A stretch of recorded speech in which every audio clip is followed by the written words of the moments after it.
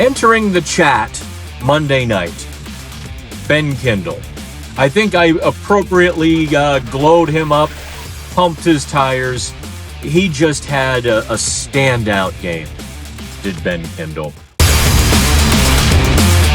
And now it's time for No Pucks Given with Dan Kingerski of Pittsburgh Hockey Now. Penguin Scoop's locker room buzz and straight-up analysis. No fluff, all hockey.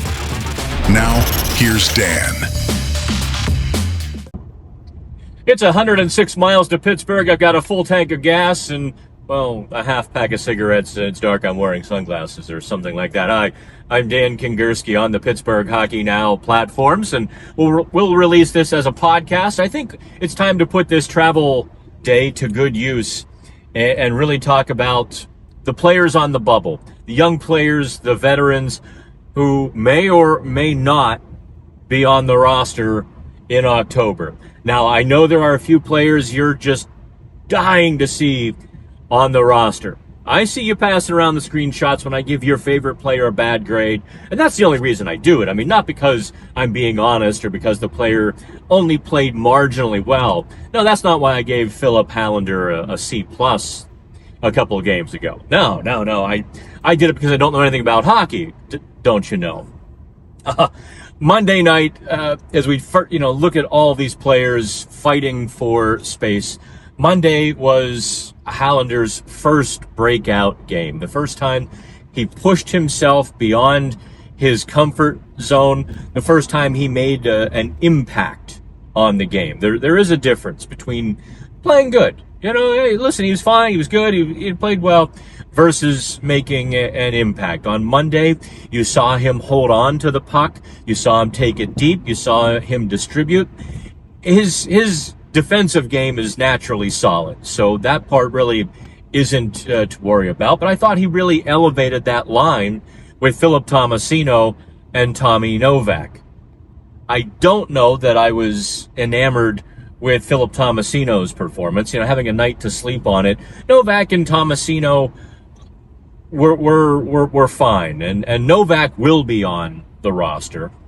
Thomasino, I don't know. I really don't. I think that decision might rest on other players because he had a very solid game against Detroit a couple of preseason games ago. He was tepid. He had some moments. He played as kind of well as you expect, but he does have to be better because the Penguins team, the depth is better now. He's one guy that I think the coaches and Kyle Dubas and I might disagree on, wherein he makes the roster and I kind of shake my head and say this player or that player should have made it. That's where Thomasino is. So, I think down in Wilkes-Barre, you might have a Hallander and Thomasino pairing. It really is possible. That's the forwards, at least the young forwards, Bros being in. Entering the chat Monday night, Ben Kindel. I think I appropriately glowed him up, pumped his tires. He just had a standout game, did Ben Kindel. And it wasn't because he scored a goal 3.5 minutes into the game. That actually was largely set up by Ryan Shea. Now, Kindel showed some good finishing ability, kind of widening the stick, creating a greater field or a greater field to shoot. Forcing Gibson to not know where Kindel was going, and Kindel, snapped a good wrister to the glove side, beats a good goalie, John Gibson. Not, even if that moment didn't happen, I still would be saying this morning that Kindel is suddenly a contender to make the team because he has played well defensively. You see his hockey IQ, especially in the defensive zone, where he is able to read plays quickly, put himself in between players and steal the puck. He's gritty enough But his skating, now that he's playing more confidently, now that he's kind of just thrown caution to the wind and going for it, his skating has improved a full step. On that goal last night, he beat his defender to the net, outskated him. I don't think we would have seen that from Kindel a week ago, 2 weeks ago, when he was sort of playing timid and just feeling his way through that.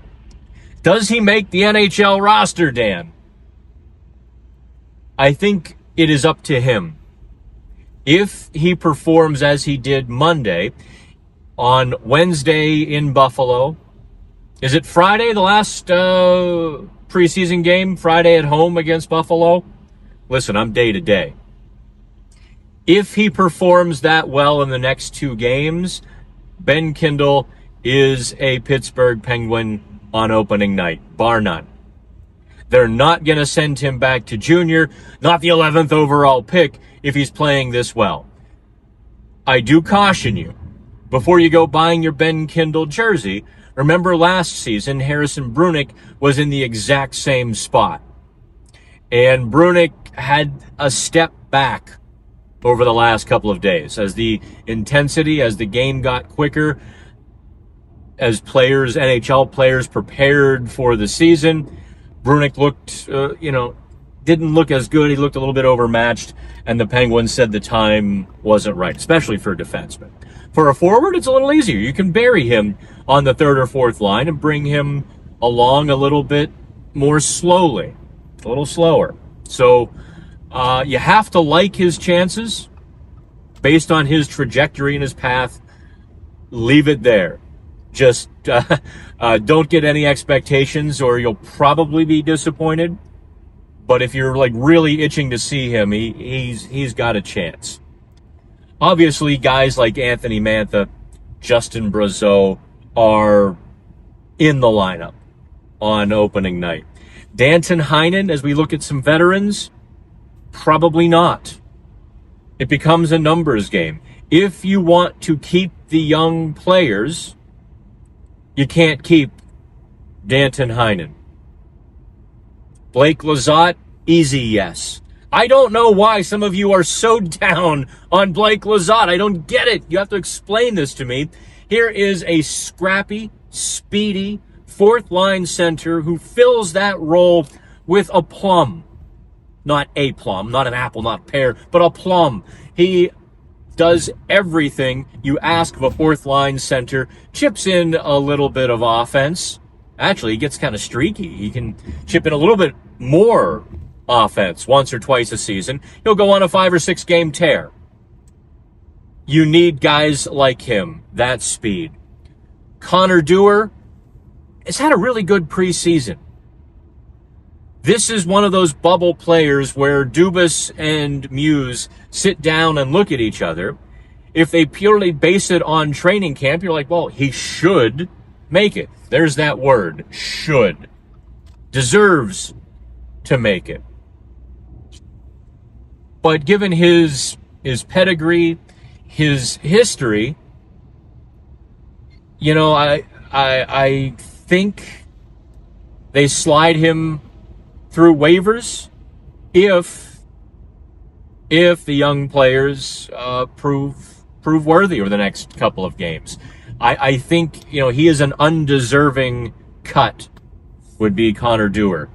Kind of the Thomasino I put sort of in that same boat where sure he could play in the NHL. He's going to get you 25 points. Maybe with a hot streak he hits 30, but you begin to weigh the ceiling versus the floor and where you're at with other players. And actually where you're at as an organization. All of that really matters. Ville Koivunen on the roster. Rucker McGroarty will start, I think, on injured reserve, if not long-term injured reserve. But on the roster. Robbie Fabry. Here's another guy who is in danger of being an undeserving cut. Having watched him play center last night, he wasn't as good at center as he has been on the wing. That, I think, was obvious. You know, with the extra defensive responsibilities, it didn't work for me. I would have preferred they keep him on the wing. He's played professionally well. You know, he's had his legs. He's been physical. He's gotten after the puck. You know, if you look at his production over the course of his 9-year career versus, say, Philip Thomasino, Fabry has better production from a bottom six standpoint, and he's more versatile. He can do more things to help you win when he's not scoring. Will they pick up the PTO and lose Thomasino, Doer in the process? I think I would. I think that's how I would handle it. I don't know if that's how the Penguins are going to handle it. Let me scroll down here. I'm keeping the list handy. I'm not looking at it, at least very long. Anyway, I'm just glancing at it. Yeah, Tristan Brose is on. And Avery Hayes, that's going to be a tough cut, but nevertheless, I mean, he had a good game on Monday, did Hayes. He was part of that Kindel and Koivunen line. He's a good puck getter. He's a good puck retriever, puck pressure guy. Is he indispensable on the NHL roster? No, I think guys like Doer have outplayed him. So I think Avery Hayes goes back to Wilkes-Barre. What I don't know about Hayes, and I'm sorry to disappoint some of you by saying that, what I don't know about Hayes is if he's reached his ceiling or if he's just getting there. You know, if he needs a bit more of an NHL look, a bit more seasoning, and can further improve. I don't know. I'm interested. That's to say the least. You have to love the underdog, the undrafted underdog who has fought as hard as he has and has risen as far as he has. Yeah, I just don't think he gets there. Another guy who has actually had a really good training camp who won't make the team is Sam Poulin. Now, I wandered over and talked to Poulin on Monday morning after the morning skate. Here is a guy coming to grips with his career path. You saw the fight in Montreal. He still got a bit of a shiner. I mean, it's better, but it's still black and blue. It hasn't reached the yellow stage yet. I don't know if he'll add fighting. He was kind of. He didn't say no. He didn't say yes when I said, well, you know, you're going to look to add dropping the gloves to your repertoire. And he was like, well, if it's there, I'm not going to be looking for it. So I suppose he's not going to go the Bissonnette route, where Bissonnette was an offensive defenseman at one point and realized his path to the show was as a glove-dropping left winger. Hey, whatever gets you there, right? Rafael Harvey-Pinard, I've loved his camp. I think he is on the roster. It's hard to say that. You're like, well, Dan, what about Doer? I just think Pinard has a little more offense than Doer, a bit more physicality because he's a little bulkier, a little stockier than Doer. So when Pinard, their speed very similar, and how they puck pursue and the pressure they can apply, very similar. But Pinard can be a little more physical, a little grittier, and has a bit more offensive pop, I think. So that gives him the edge over Doer because Harvey-Pinard could jump up to the third line if and when necessary. You don't mind giving him 14 minutes on a particular evening, where Doer, you probably don't want to give him that much because most nights he's kind of a one-dimensional defense sort of player. And that kind of wraps up the prospects. I did mention Ben Kindel. I've had to do a couple takes. If I haven't mentioned Ben Kindel, I think I did, right? I'm going to repeat it. Because here is a guy in the same situation as Harrison Brunick was last year, inserts himself into the conversation. The team obviously would love to have their 11th overall pick make the squad, and he played, easily played well enough. Both ends of the rink, he really controlled the play in the offensive zone, dishing it to Koivunen, and Koivunen dishing it back to Kindel. They really had a good chemistry going, and the puck pursuit that Kindel has shown is better, and his willingness to go to the net, that wasn't in the scouting report. when all of the draftniks did their scouting reports, he was a playmaker and high hockey IQ. Well, he's realizing his path to the NHL includes getting a foot in the blue paint. And if he can continue this trajectory, this progression that he's shown over the last couple of games, over the last week, he's in. But that's easier said than done, because now the NHL players are going to play the last couple of games. You're going to see the NHL regulars in Buffalo on Wednesday, the Sabres NHL regulars. So we'll get a really good look at some of these Penguins young players like Bros and Kindel and down the line and Hallander, and how they handle the speed of the game, that it's going to take a step forward once again. I tend to think most of them will be just fine. Kindel's the one to, hasn't seen this before, and you'll know. You'll know if Ben Kindel is going to make the team or not. If it's in doubt, he doesn't, because there are other deserving players. But if it's not in doubt, he certainly will. Let's talk about the defense now. In fact, for those of you on the podcast side, we are going to pause here, take a quick break, and be back after this. All right. Now, let's talk about the defensemen. Because I think I have no idea how to handicap this battle for you. On the left side, it's much easier for me. I think Ryan Shea has looked very good this preseason. His rush and setting up Kindel last night was exactly what you'd want. I mean, Shea can play on all three pairings. He's playing confident, playing assertive. He's playing fast, and he's playing crisp. Skating away from trouble, skating away from forecheckers, but not doing so recklessly where he's just taking the puck and skating until there's no skating left. It's with intent. For my money, Ryan Shea makes the team easily at the expense of Ryan Graves. I do think if there's a lefty you're going to have to sacrifice, it would be Graves.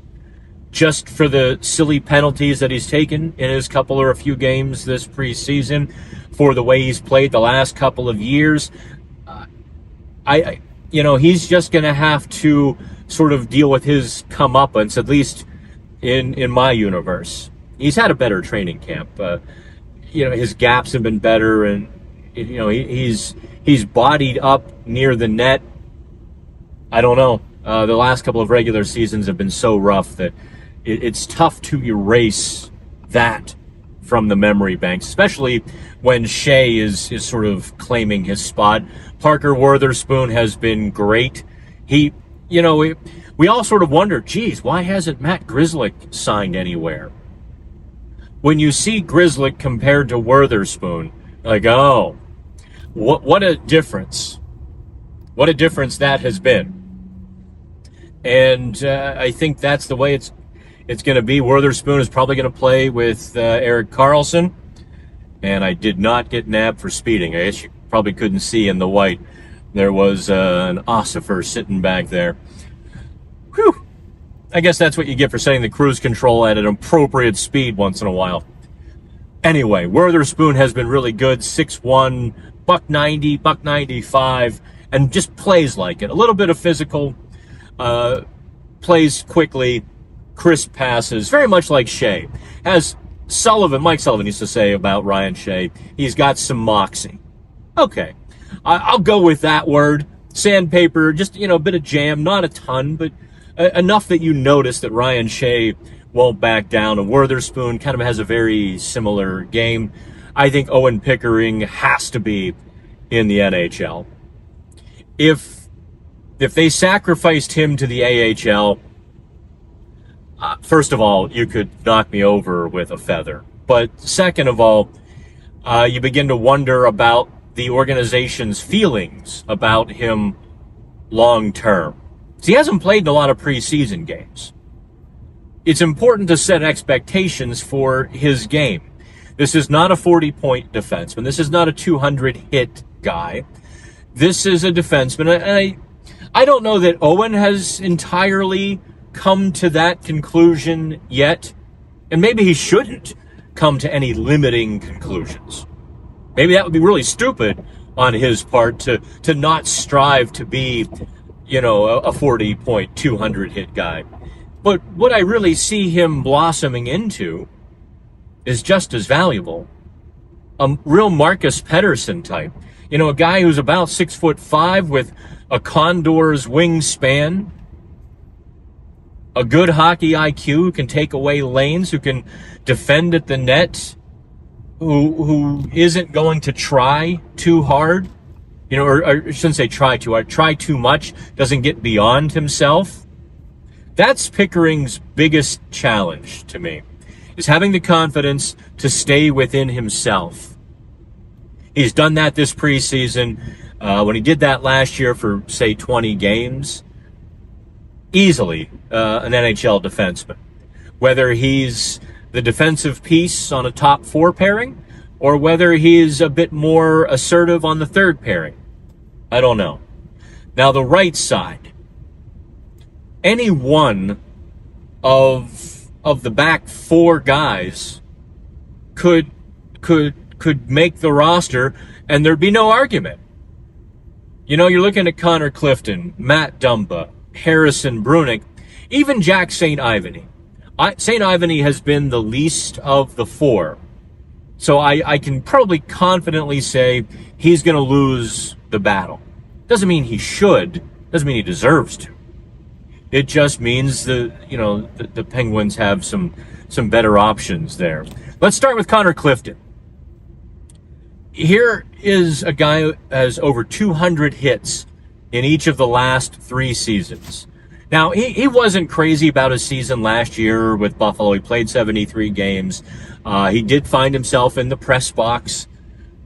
His career high is only 23 points set a few years ago. So it's not like he's going to put up a lot of points. But you've seen in the preseason, the guy hits everything that moves. Everything. You have to like that. And what he told me after the game, where were we on Monday? Was Monday Columbus? Or was Wednesday Columbus? No, we were definitely in the Columbus locker room. Listen, the games are already blending all into one gelatinous blob for me. You're like, no, Kingerski, it was this game, that game. Listen, they're all, each town looks the same to me, the movies and the factories. Clifton said, listen, I'm playing primarily against 3rd and 4th line guys. They're going to finish their checks. It's important for me to bring that element to them. The Penguins did acquire him via trade for Connor Timmins. So, what are you going to say? Ordinarily, he'd be slotted as the 3rd pairing guy. But then, as we mentioned, Harrison Brunick. Last year, he faltered in the last preseason game or so and didn't make the squad. This year, he clearly is too good to go back to junior. The NHL and CHL did not or have not come to an agreement to allow a 19-year-old in the American Hockey League. So, kiss that goodbye. You'd have to think if that deal were going to be made, it would have been done. Or at least teams would be apprised that it's close or, to make plans in the eventuality that it comes to fruition. It hasn't. So I don't think the AHL is an option for Brunick, which creates a real sort of problem. He's going to have to earn that 3rd pairing spot. Not only is Clifton playing well, Matt Dumba is playing really well. You know, Dallas in its very buttoned down, structured defensive game under Pete DeBoer, under Pete DeBoer, and Jim Montgomery, I should say. No, it was Pete DeBoer all season. Forgive me. It just wasn't for Dumba. So, putting him in a Penguin sweater, turning him loose, you've seen how well he can play. You know, he really can use his feet to get out of trouble. He's got the vision. He's got the hockey sense. I know it's preseason, but he's looked every bit an NHL defenseman. Now, he and I had sort of an uncomfortable moment. Not of my making. Listen, and for the first time, it wasn't my fault. But I talked to him, Sunday morning. I wandered over and we had a chat. And I just asked him about his thoughts on the battle and being embroiled in it and, you know, how you handle that. And, you know, he started the cliche answer. You try not to think about it. You know, you don't want your head to go there. And then his head went there. And his voice sort of trailed off. And you could see he was seeing the possibility. And I felt terrible. Listen, I don't like to interrupt players when they're speaking. That's, you know. But in this case, I interrupted him and said, well, geez, I didn't mean to ask, you know, didn't mean to make it uncomfortable. Let's talk about something else. He's like, no. And he regrouped, but you could see in that moment that he realized it was possible. That was uncomfortable for me as well. Believe me.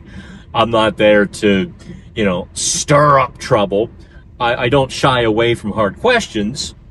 And it was a, you know, valid, honest question. You know, how are you feeling in this battle? You know, what are your thoughts on it? How are you performing? As I asked Ryan Shea basically the same question, and Shea was 100% positive. You know, Shea and I talked for several minutes. I only had him on the record for like 30 seconds. And that's just because I kind of got the one quote that I needed, how much different his mindset is this year, how much more assertive and confident and comfortable he is playing on the left side. Now, Mike Sullivan had him on the right side almost exclusively because that's what the Penguins needed. Now that the Penguins have more than enough right-siders, he's getting a real shot to show what he can do. And, you know, maybe a tangent here, we'll get back to Dumba. This is, you know, Shea's first chance in the NHL to show what he can do in his natural position. He was sort of buried in the Dallas organization for a few years. Kyle Dubas rescues him. You know, Dubas has an encyclopedic knowledge of some players who deserve a shot, to Dubas's credit. And Ryan Shea was one of those guys he went right after and plucked out of the Dallas system. He's now 28. You can't call Ryan Shea a prospect, but by the same token, he's not played a lot of NHL hockey. And where his ceiling is, you actually don't know. With Dumba, you do know where his ceiling is. He's a 30-point right-handed defenseman who's kind of an all-round guy. I think that moniker of an athletic, offensive sort of guy has faded into a more reasonable, 25 points, do some penalty killing. If he has to do, some power play 2 work. But otherwise, he's just going to be a guy that fills a role on your right side. Probably in this case, third pairing would be a perfect third pairing. So between the three, Brunick, Clifton, and Dumba, I have no idea what the Penguins will do with that. Because don't forget, every player you keep past the 13th forward and past the 7th defenseman means somebody else who's deserving has to go. It's going to be a long night when they sit down to start making final decisions. there's going to be a player or three who get that call who definitely don't deserve it. In fact, as I tell you that Harvey-Pinard deserves to be on the roster, he's very much in danger of being one of those guys who gets that call. So Kevin Hayes' injury status will certainly play a role. I shouldn't speculate. I can tell you that Hayes left rink 2 on day 1 after getting thumped by Ryan Graves, sort of favoring his shoulder/arm. I was sitting over on rink 1, and it looked like he was getting help walking. But once you kind of put it in context that maybe his shoulder or, his arm were injured, what I saw as somebody helping him walk was actually somebody sort of steadying, balancing, bracing, his arm, kind of in a sling fashion with both hands. So there's no guarantee that Hayes comes back in mid-October. There's no guarantee he doesn't need surgery and all of that can come with a shoulder injury. That can be, a bit of a nightmare, especially for a player in his 30s, and especially for a player on, who's on the final year of his contract. If you've got several years left, maybe you try to play through something. Maybe you fight through a nagging injury all season and take care of it in the off season. But if you're facing the final year of a contract and you have to sign somewhere else next year, maybe you get it taken care of now so you have the end of the season. These are all possibilities. And we still really don't know what the deal is with Rucker McGroarty. We just know an upper body injury. We know there is no timetable. We know that Kyle Dumba said because of his age, they were basically letting him rest. They were just sort of keeping him out, and they don't want him to have a nagging injury at this point in his career. So makes sense to me. But a timeline? We asked again Monday or Sunday. Still no timeline. I think I've hit every bubble player. If I've missed one, you can drop one in the comments. Do me a favor, like, share, subscribe, do all of that. And I've probably killed 30, 35 miles, and I appreciate you hanging out with me here on this podcast. No pucks given here on the Pittsburgh Hockey Now platforms, and download it everywhere, including Odyssey. And we thank you for your support. Have fun.